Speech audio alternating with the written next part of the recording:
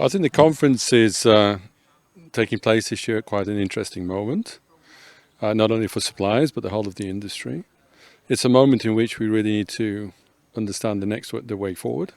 Of course, within the CCAM partnership, and I'm part of the executive group of the CCAM partnership, particularly focused on vehicle technologies. It's an important moment because over the next few years we intend to go forward with large-scale demonstrations. And this is the moment in which the technologies that we've been busy developing, and you can see here, also demonstrated at the conference, will be put into vehicles and those vehicles on the road, hopefully en masse, so lots of vehicles. And we can see how they work in real operational conditions. And hopefully also understand, the acceptance from the public side as well, because in order to really go forward with CCAM in the future, we need to have customer acceptance, and buy-in as well, because technologies are expensive.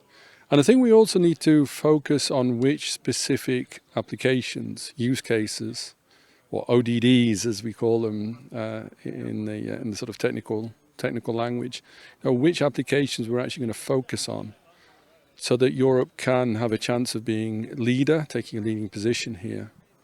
Now, for myself, I'm looking at highway driving, motorway driving. I think that's where CCAM can really make a big impression, positive impression in terms of road safety, but also in terms of long distance freight transport. So I see perhaps synergies between trucks and cars for long distances going along the motorways, arteries of Europe. So I'm really interested to see whether or not that's going to become one of the main case studies that we focus on in large-scale demonstrations. One of the things that I was very interested in hearing today in the special session that I was co-organizing as well, I was a rapporteur for, it was looking at how the interaction and relationships between the different players is changing. So you asked before about the supply industry. In particular, how the suppliers are changing how they interact with the vehicle manufacturers. I mean, here we perhaps shouldn't talk any longer about a supply chain and tiers in the same way as we have done in the past, because really we're talking about an ecosystem of different players, and players that need to be involved that weren't conventional, let's say, suppliers of the automotive world. Here I'm talking about, high performance computing, AI, edge computing, edge AI, things that are traditionally in different areas, but we need them in this domain in the automotive industry. And so that's really changing how the different players interact with each other.